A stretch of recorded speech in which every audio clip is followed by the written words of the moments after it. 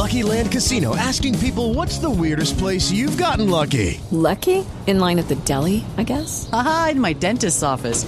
More than once, actually. Do I have to say? Yes, you do. In the car before my kids' PTA meeting. Really? Yes. Excuse me, what's the weirdest place you've gotten lucky? I never win and tell. Well, there you have it. You can get lucky anywhere, playing at LuckyLandSlots.com. Play for free right now. Are you feeling lucky? No purchase necessary. Void where prohibited by law. 18 plus. Terms and conditions apply. See website for details.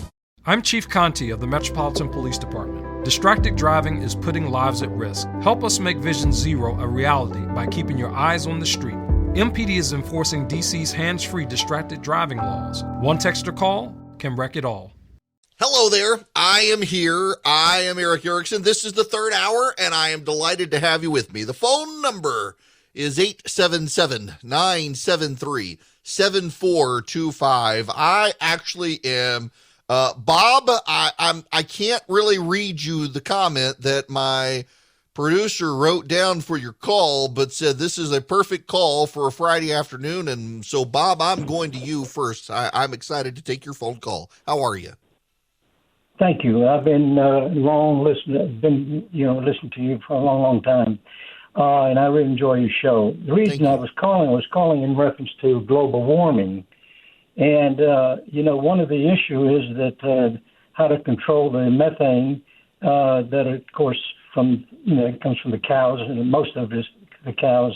And so I did some research. I don't know how accurate it is, but what I read was on Google, I believe it was.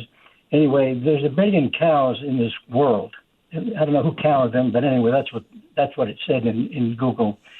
And we have about 100 million in the U.S., and there's about 90 million in China, and there's 250 million in Argentina, but there's 300 million in India. And I think, if I'm not mistaken, cows are sacred in India. Mm-hmm. So how do we control those cows? Does that make sense? Look, first of all, you're not wrong. Your data is sound. There are 1 billion cows on planet Earth.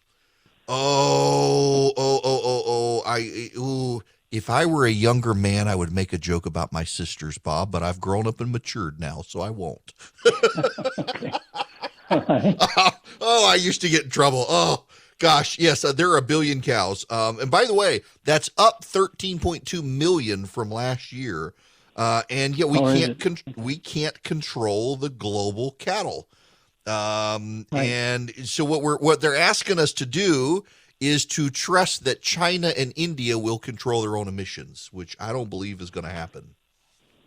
No, and besides that, 250 million, I believe, that's the last number in Argentina, and that's a big, that is a lot of money coming into Argentina because a lot of their, I've spent some time in Europe, and a lot of their meat is sent over to Europe, and so a lot of the, I doubt sincerely they're going to go ahead and just fold up and say, okay, we're not going to have any more cows now. That's a lot of money coming to that country. But anyway, I'm looking at it, I says, this doesn't make any sense. Plus the fact it's not going to do very much for your Omaha steaks, we rely on that. I salivate every time you talk about it. I'm telling you, look, they're good. They got 100% satisfaction guarantee too. Listen, Bob, let me give everybody the numbers here on this, and thank you for the phone call. So Argentina, which is known for its steaks. I got a buddy of mine who wants to do a trip to Argentina to go, I guess, fly fishing down there and sightsee, and I want to go with him. And Argentina has 53,831,000 cattle. Australia has 23 million. Belarus has 4.3 million. You know who has the largest number of cows on planet Earth? India, 305,500,000. Number 2, Brazil, 252,700,000.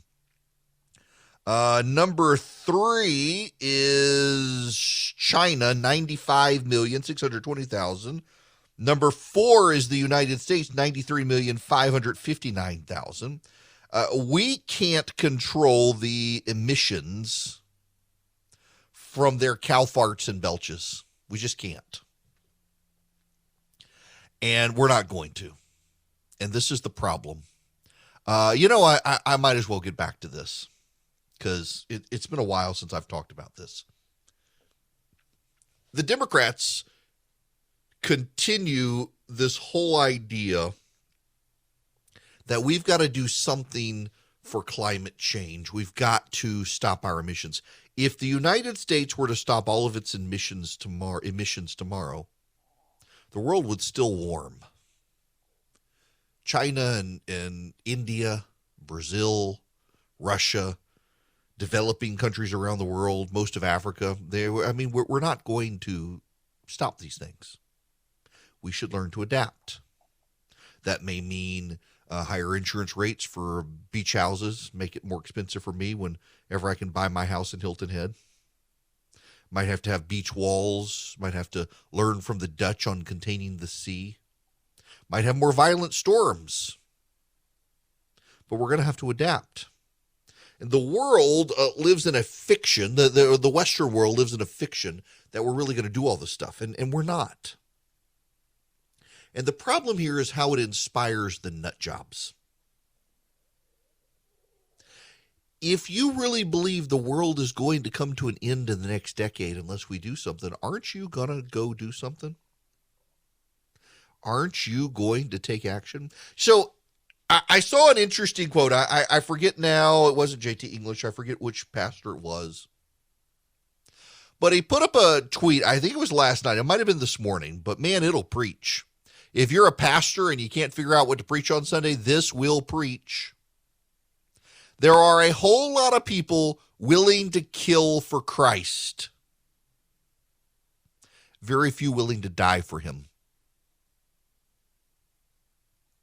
Peter was willing to take a sword and kill for Jesus, then denied him 3 times to avoid himself being entrapped and killed. A whole lot of people are willing to die for Jesus or kill for Jesus. Very few willing to die for Jesus. Secularism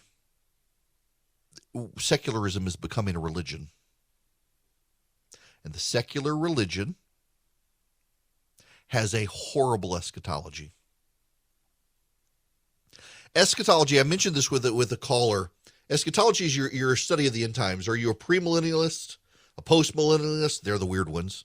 An amillennial. Now, I will tell you, I'm halfway between an amillennial and a premillennial. Premillennial is we live in the time before Christ, and Christ will return. And yeah, I agree, but I'm in the amillennial camp in that I don't think it necessarily matters per se, in that I have absolute faith Jesus Christ will return, the wicked will go to hell, those of us who put our faith in him will go to heaven, and all things will be made new. And I think our job in the meantime is not to worry about are we pre or post millennial, but it's to save souls for Christ. That is my worldview. And the eschatological worldview of Christianity, regardless of whether you're pre or post or amillennial, is that there will be a new heaven and a new earth, and God will reside with mankind for all time, and there will be eternal peace for those who've put their faith in Christ Jesus. What's the eschatology of the secularists? They want heaven on earth. They don't believe in an eternity. They do not believe in an afterlife, or they may, some of them do, but overwhelmingly, it's this weird view of the afterlife that more and more, as secularism goes more and more atheist, is we die, the worms eat our body, and we have the circle of life. Cue the Lion King music. And our job is to bring heaven to earth. We are the ones we've been waiting for. You remember that line? We are the ones we've been waiting for. We are the change we've been looking for. Change will not come if we wait for some other person or if we wait for some other time. We are the ones we've been waiting for. Barack Obama. We are the ones we've been waiting for change. The left views themselves as change agents. They are their own Messiah. The problem with this worldview is that how do you get to your utopia? Now, with my worldview, I am charged in my religion by my God to love my neighbor. And it does not matter if my neighbor is gay or straight or transgender or black or white or progressive or conservative or Democrat or Republican or Hispanic or Chinese. It doesn't matter. I'm to love my neighbor. And that means I got to be a good neighbor. It means I got to be the guy in the neighborhood who people say, you know what, I'm going out of town. Can I leave my key with you so you take care of my house? It does not mean, now there are some brain biblical donkeys out there who think, oh my gosh, my neighbor's gay. I'm going to love them so they don't go to hell. So I'm going to tell them every day, repent, repent, repent.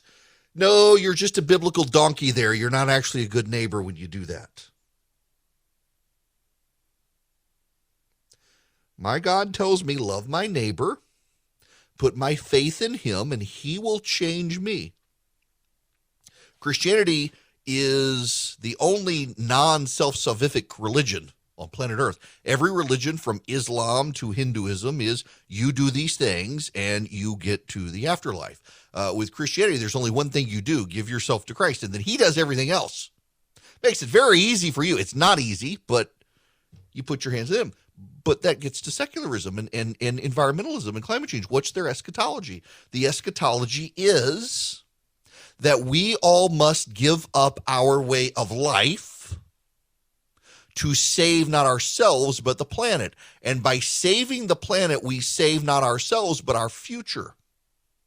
But there's a problem here. With my eschatology in my religion, it's my personal relationship with my Savior, Jesus Christ, and you may burn in hell, but I'm not going to. With secularism, we're all going to burn in hell, no matter what I do to save the planet, no matter I buy a Tesla, I put solar panels on my house, I put a windmill in my backyard, I never fly again, I don't eat meat, I become a vegan, I do everything right. I do every damn thing right to save the planet, and you don't, which means I'm going to hell too because you're bringing about the apocalypse. The only way to save myself in secularism is to shut you up and force you on pains of government punishment to change your ways. This is why secularism leads to all of the major loss of human life in history, from the Nazis to the communists, to you name it. Secularism always leads to mass executions because the salvation of one is dependent on the silencing of the dissenter who refuses to get along. That's why we're going to see in this climate change crisis, as the left calls it as it's coming, we're going to start seeing violence. We're going to start seeing environmental activists blowing up pipelines. We're going to see environmental activists gunning people down. We're going to see environmental activists do all sorts of things because they fundamentally, philosophically believe the world is coming to an end in less than a decade unless we change our ways, and we are not going to change our ways. In 10 years, we're not. In 10 years, the majority of cars in the United States will still be burning gas. In 10 years, the majority of Americans will still be eating cows. In 10 years, the majority of Americans will still not have net zero carbon footprints. In 10 years, Americans will still be flying places on planes fueled by aviation fuel that is fossil fuel burning. Which means in 10 years, if the world is really going to come to an end, it's going to come to an end. And they don't want it to happen. The eschatology of secularism is angry hordes of people lashing out violently to punish you so that they can get a better life. It's the exact opposite of Christianity. I literally don't have to do a single thing to you to have eternal life in my faith. But if you're a secularist to have an everlasting better life, you got to shut me up and get me out of my Yukon Denali and get me to stop grilling in the backyard and get me off the power grid. You got to do a lot of things to me for you to have your utopia, where in my religion, I have to do nothing to you to have my eternity except try to love my neighbor and be a good witness and glorify God. That's it. That's why secularism is so violent and so dangerous ultimately. And that's why I think we're not going to reduce the number of cows who produce methane, who cause global warming on this planet. And what we're probably going to start having is a bunch of environmentalists start going out there and shooting cows in the middle of the night and blowing up pipelines. It's the only way for them to get their peace on earth and goodwill towards men, which is not very much goodwill. Okay, I want to state something that should be obvious, that may not be obvious for people. I like a high thread count sheet, but if the threads are crap, the sheet's going to be crap, no matter how many threads you need. It's amazing how people want to highlight that. And the reason I highlight this is because Boll & Branch makes high quality sheets, and they're not a bajillion thread count either, but their threads are super high quality. They use 100% organic cotton threads. They give super softness. You get a better night's sleep. They're not just buttery, soft, and breathable, impossibly soft to start. They get softer with every wash. I can attest to this. Every time you wash them, they just seem to get a little softer, and they hold up so well over the long term. You know, I'm on, maybe my second set of Boll & Branch sheets in a decade or so. They just hold up so well. They're a quality product, and they give you such a good night's sleep. Oh my gosh, they're so fantastic. I really do love these sheets, and I love Boll & Branch. You can too. They are fantastic. They're so luxurious. 3 U.S. presidents sleep under Boll & Branch sheets. So you can get 15% off your first set of sheets when you use promo code ERIC at bollandbranch.com. That's BOLLAND branch.com. The promo code is ERIC. Get a good night's sleep under Boll & Branch sheets. Hello there. Welcome back. I hope you're having a great day. The phone number is 877-973-7425. Travis, you're going to be up next. Welcome to the program. Thank you, Eric. I appreciate you taking my call. This is a first-time caller and a long-time listener. Well, thanks for calling. I have a question. Yeah, my pleasure. With the national debt where it is, what are the odds the U.S. would declare bankruptcy to all other countries, tap our resources, and what would that do or look like? Well, okay, wait. Who would declare bankruptcy? The U.S. on our national debt. Oh, well, we can't. What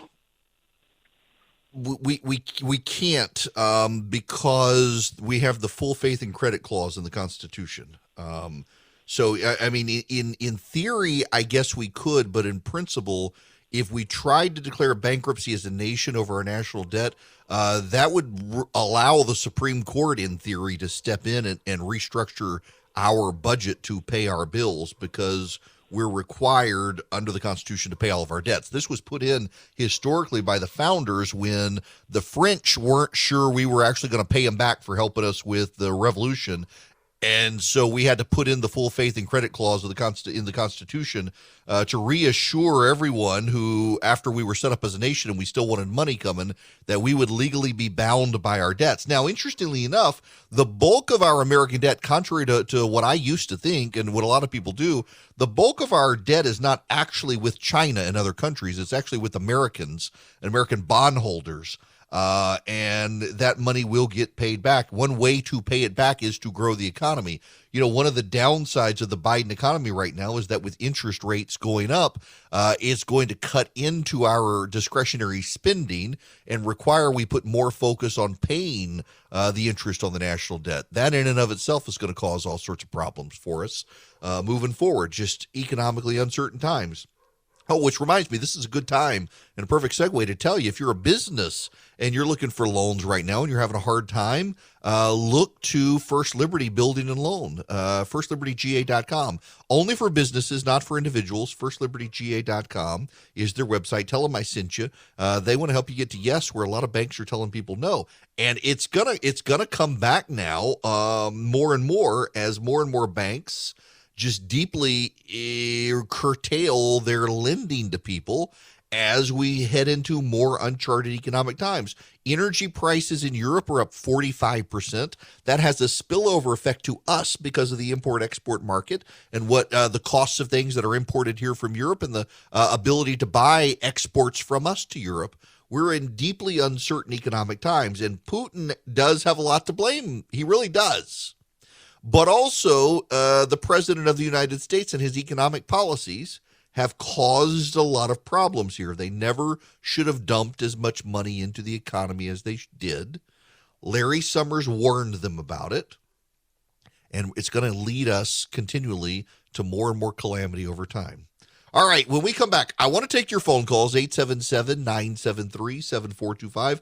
But also, if you live in a city in America, there are these things you can see called skyscrapers in most places, or tall buildings at least. What's going to happen to them now that COVID's over? And a lot of people don't actually want to come back to the office. Hello there. It is Eric Erickson. And by the way, you can, if you text the word recipe to 33777, I don't even know what I'm going to send out this coming Wednesday, but I'm going to send out some measure of deliciousness for everyone. I did send out the Krispy Kreme bread pudding recipe, as I promised, this past Wednesday. And in fact, if you text recipe to 33777, you'll get the link back and you'll be able to see it for yourself. You can go get that recipe. You can make it this weekend. If you're somewhere not near Krispy Kreme donuts, it's okay because you can use anybody's donuts. It's just, we all know Krispy Kremes are the superior donut to everyone else's donut. So I just figured I would share with you that point. But text the word recipe, singular, not plural, recipe to 33777, and you can get back my recipe, and you can make your donuts, and also I will send you more recipes every Wednesday. I send them out. Okay, I want to talk about something before I get back to phone calls. Those of you on the phones, be patient. I'll get to you. So in my flagship station, WSB in Atlanta, where I broadcast from, we got a traffic team, and that traffic team, they ride helicopters. And one of the guys who's in the helicopter often is Smilin' Mark McKay. And he has an amazing Instagram page, Smilin' Mark, no G in the Smilin', Smilin' Mark WSB. And he puts these pictures of the amazing Atlanta skyline in. He's such a great photographer from the helicopter. And it's always buildings, lots of buildings. And a lot of these buildings have been empty buildings since the start of the pandemic. And it does, in fact, make me wonder what's going to happen to all these buildings as the pandemic ends. Now, I say this in large part because Google and Apple are telling their employees it's time to go back to work. And if it's time to go back to work, they got to go back to their offices and their buildings. Are they going to go back? In fact, a lot of younger workers have decided they don't want to go back to work. And my suspicion is this is going to cause some employers a hard time. If I were an employer, now in full disclosure here, so I typically work out of my house. My office is a wreck. It's been a wreck. I've told myself all week when my wife and kids are out of town that I would clean it up. I haven't done anything. I haven't done nothing. My office is I'm ashamed. I can't even show you the pictures of my office. I need an office out of the house. I need more affiliates and advertisers so I can get out of the house. I really, really want an office. I miss having an office, just as an aside. When I was a lawyer, I was a lawyer into 2005, and then in 2006, kind of left office work and started working out of the house. And for a time, it was great. When we had small kids, it was great. But as your kids get older, particularly during the summer, I love my kids. But during the summer, when they're home, it would be nice to have an office that I can go hide in. No, I've got one at WSB in Atlanta, but I'm about an hour and 15 minutes from the office.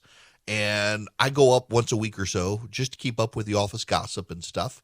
And it would be nice to have an office like near my house where I can go every day and get all this crap out of our house. One of the downsides of this, in all honesty, is that like my wife's got her sewing room, the kids have their bedrooms. So anything that's mine, if I'm out of town, they just pack up and they put in my office. So I will clean my office up before they get home tomorrow, and it'll be spotless, and I will dust. And by next week, there'll be piles and piles of crap everywhere again, because if they think it's Dad's, it goes in Dad's office, and Dad travels and is busy and doesn't have time to sort it all. I could use a real office. But what about all this office space that's out there? I would love to go to an office on a daily basis. Increasingly, though, Americans have seen they can work from home. Now, this is a problem. It actually is an economic problem for Americans to work from home. It's a problem because as Americans work from home, there is a massive array of infrastructure in the United States built up for people to work from an office space. There are internet connections and fiber lines built into downtown and midtown areas of cities in order to be able to do it. There are buildings and there are restaurants, and all of the infrastructure and the buildings and the restaurants and the like, they all depend on the idea of having someone show up at an office to work. My office space, we finally have not only reopened, but we've gotten rid of the masking mandate for people who are vaccinated, thank goodness. And people are slowly trickling back into offices. But I do wonder, like the WeWork cooperative office space and stuff, they were on hard times, these shared office spaces, when COVID happened. And now, so this is a story from December of last year in the Atlanta Journal. Co-working companies hope to find clients to seek a new balance after COVID-19, where employees are floating in and out, some working from home, some working in the office. The problem here is that this is someone who is working in an office and working at home, but he's got a company and he's not going to their office. I'm afraid we're going to have more economic turmoil here. We got a lot of skyscrapers in America. And those skyscrapers depend on people filling office spaces. And if people aren't filling the office spaces, what's going to happen to the skyscrapers? I would assume that there will generally be offices and businesses willing to fill them. I would assume.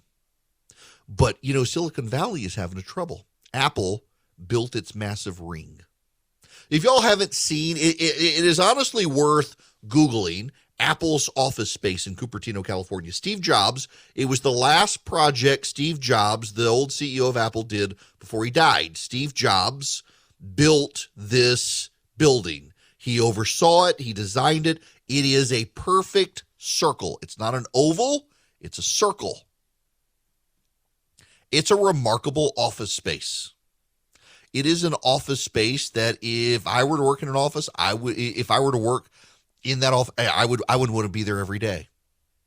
But Apple's younger employees, they don't want to go back to work. They built them this immaculate, beautiful space with a wonderful gym and a cafeteria and all of this, and they don't want to go back to it. And therein lies the trouble. Silicon Valley is going to have hard real estate times if they can't get people to come back into the office. But then there's the other problem. There's the other side of it, traffic. Traffic in Atlanta, where I am, is actually pretty crap today. Traffic in Atlanta has not been great today, in large part because of people headed out on spring break. Spring break times and things like that. Traffic has not been good. But otherwise, I'm looking at the traffic map right now. Yep. People are headed out on spring break. It's the last big push. Some people are coming back. A lot of people are going out of town for spring break. And otherwise, traffic's not that bad. So if traffic's not bad in your area now because people are working from home, I got to tell you, in Atlanta, where my office is, I've been going up. It's been remarkable compared to 2 years ago, how much better traffic is. It's starting to get worse, and there are times of day where it's still really bad, but overwhelmingly, it's way better than it used to be. And I don't know how companies are going to come to terms now with dealing with all this. I'm fascinated by that. I don't want to keep talking about it. I don't want to bore you guys with it, but it's an interesting dynamic. I don't know that there are good answers for, particularly as younger workers, Gen Zers now. Everybody talks about millennials, but the millennials are like 35 and up now. It's the Gen Zers. They're getting out of college. They haven't been in dorms because of COVID. They're headed into offices. Some of them have already been there for a while. They've been working remotely, and it turns out they've been productive working remotely. And these people are thinking, I've been productive. Why should I have to go to an office? But like Apple has told its employees, the reason you have to come to the office is because we're dreamers and collaborators. Now, it's pretentious Apple language, I know, but think about how many ideas come up just through regular interaction in an office. It's one of the things I miss about not being in an office all the time is being able to interact. Now, like Charlie and I talk on the phone regularly, and then Philip will come over and we'll hang out on the front porch and drink bourbon and smoke cigars, and we'll have talks about life and stuff, and it inevitably comes back to work, and we'll occasionally have really good ideas. And from those ideas, we'll proceed with something we hadn't thought of before. But that's us. We're a small outfit. What about the big companies? When you're not in the office and you're not interacting and you're not having those organic conversations inside the office, how many ideas are going to be left by the wayside because people just aren't there to talk to each other? In addition to all the economic fallout from the closing of restaurants because there isn't a lunchtime crowd, to the closing of office spaces because there aren't people to fill them out, how many ideas are going to be left on the sidelines because the two people who could have accidentally crossed paths in the office and sparked a conversation that led the business to a new idea will never cross paths again because they're never going to be in the office together? There are economic side effects that we can't even foresee simply by people no longer going to offices. Now, I'm going to go back to the phones. The phone number is 877-973-7425. Glenn, you're going to be up next. Welcome to the program. Hey there. I just wanted to call attention to something I noticed before, that they leave out they leave out water vapor. I'm looking at the MIT Joint Program on the Science and Policy of Global Change, and I'll try to be quick. Water vapor accounts for 97% of the total natural plus man-emitted greenhouse warming of the planet. About 95% of that's water vapor. So spending billions of dollars to alter a few components left won't affect the natural course of climate change. And so in other numbers, at least 3% of the greenhouse warming gases, of those last 3% of the effect, carbon dioxide is 84%. Of the 84% of 3% is 2.5%. And the U.S. contribution to fossil fuels, CO2 from fossil fuels, is 14%, and 14% of 25% is 0.35%. So in other words, it won't make much of a difference. No, it really won't. And I'm glad you bring this up. Real hard data for people who want the data on this. The United States, if we were to stop everything tomorrow, would not have a major effect on the climate in the country, in the world, because China, Russia, Brazil, India, the BRIC nations, South Africa, and so many more developing nations are so fixated on growing their economies to compete with the West, they're willing to ignore their own self-imposed restrictions on emissions in order to grow. And that means that it doesn't matter what we do, we're still going to see emissions around the world grow unless you're really prepared to invade one of these countries and stop them from doing so. And I suspect there are some rabid environmentalists out there who would be willing to do that. Jeff, you're going to be up next. Welcome to the program. Hey, Eric. How are you today on this April Fool's? I'm great. How are you? I'm great. Hey, I promise we have enough April Fools up in D.C. that is not. I don't have an That's April Fool's joke, but I wanted to wordsmith you a little bit on the misnomer that we call fossil fuels, and the misimpression that we're burning dinosaurs is really not scientific, because the term coal petroleum and natural gas really is from aquatic phytoplankton and zooplankton, and it's not from dead animals. And I wanted to get your take on that, as how it would relate to the progressives. Yeah, okay. So I get the wordplay and terminology here. You're not wrong on this. The problem is when we kind of accept things as vernacular, we accept them as vernacular. And so the odds of us changing terminology over time on stuff like this, it's not really going to change. And because it's not, I don't know necessarily that we should quibble with it too much. I mean, there are hills to die on and things to quibble with, but I don't know that this is one of the things to quibble with. When you or I say fossil fuel, we know exactly what we're talking about, and everybody else does too. And to try to get the whole world to change is probably a bridge too far. All right, I got to tell you about Eden Pure and the Eden Pure Thunderstorm. You can get a 3-pack right now, the Eden Pure Thunderstorm 3-pack. You can get it for less than $200. Now, what is the Thunderstorm? It's an air purifier. You're thinking, oh gosh, you're going to saddle me then with filter subscription. No, because it's a filterless air purifier. It works with metal plates. With static, as the mildew, the mold, the bacteria, the pollen, they come through, they stick to the plates. You just wipe the plates off occasionally. But more importantly, it eliminates odors. I know what you're thinking. Yeah, I got my essential oil. Yeah, but the essential oils mask the odors. They don't eliminate the odors.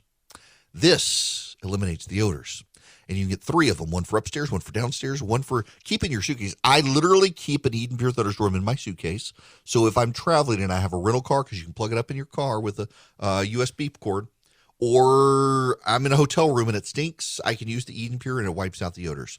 So what you do is you go to EdenPureDeals.com, you put in my discount code ERIC3, and you can get 3 Eden Pure Thunderstorms for less than $200. You're actually saving $200 and you get free shipping. It's EdenPureDeals.com. The discount code is ERIC3. Hello there. Well, we're almost at the end, but there's still news to be made. There is a vote. There is a vote in the House of Representatives today to legalize the recreational sale of marijuana. Republicans continue to be deeply skeptical of doing so. Democrats are largely open to it. And, so I get asked all the time on which issues have I evolved, and immigration is one, and it's actually both of them, this and marijuana, are two I've evolved on, and largely do so with a rethinking, having gone to seminary and thinking about stuff. On the marijuana one, I had a lot of concerns about legalization, but I'll tell you one of my biggest concerns is the disparate treatment between black and white offenders. And it actually is. There is a real thing. The number of people I know who are white and use marijuana, who can get away with it and are probably never going to get stopped by the cops and never bothered, versus the number of black people I know, it's remarkable. And I think there's a problem there. I also think it's inevitable, given the number of states that have legalized it, and even the Trump administration with Jeff Sessions as AG didn't walk it back, that states that where it's not technically legal, in many places it is de facto legal. I mean, my goodness, you drive around Atlanta, you smell it all over the place. I go over by my barber on the west side of Atlanta. There's somebody who sits on his balcony every afternoon. If I go by and get my hair cut, he's there, and the whole place smells like weed, and nobody's going to prosecute him. Nobody is. He's not causing anybody any injury anyway. And I think the disparate treatment there makes me have to rethink things. And the House of Representatives, the Democrats intend to pass this. It's not going to actually become law, though, but there's a growing number of Republicans who want it. The other issue on which I've changed is immigration. I used to be much more hardline, and I still am. I want to build a high wall. I want to keep out illegal aliens. You should have to come through legally. But I also think that if they come here and we've let them come in, that we should treat people decently, regardless of their legal status, even if I want them deported. And I also think we've got to be more open and willing to take refugees. And frankly, I think we need to be more open to boosting our immigration numbers. As our native population declines, we need more people in this country across the board from technical to non-technical jobs, because if they don't come here, they're going to go to China. And I would far prefer these people become American citizens than be people who collaborate with the communist Chinese. It's 2022. Things are still crazy. Things haven't settled down. And now you got the Federal Reserve and interest rates. You got the economy. You got inflation. A lot of banks won't even return your phone call. Let's say you're a small business and you need a loan for $750,000 or higher. You see an opportunity where banks, they don't even want to see you. You want to buy a building, you want to build a building, reach out to the Frost family at First Liberty Building and Loan. They've been helping small businesses become big businesses since the 1990s. They want to help you if they can. So spend 10 minutes with them. See if you're a good fit for them and they're a good fit for you. Their website is firstlibertyga.com. That's firstlibertyga.com. Again, you need a loan, $750,000 or higher. You're a small business and you see an opportunity to grow. Share it with the Frost family and see if they can help you. Firstlibertyga.com. That's firstlibertyga.com. First Liberty Building and Loan can help businesses nationwide become bigger businesses. Lucky Land Casino, asking people, what's the weirdest place you've gotten lucky? Lucky? In line at the deli, I guess? Aha, in my dentist's office. More than once, actually. Do I have to say? Yes, you do. In the car before my kids' PTA meeting. Really? Yes. Excuse me, what's the weirdest place you've gotten lucky? I never win and tell. Well, there you have it. You can get lucky anywhere, playing at LuckyLandSlots.com. Play for free right now. Are you feeling lucky? No purchase necessary. Void where prohibited by law. 18 plus. Terms and conditions apply. See website for details.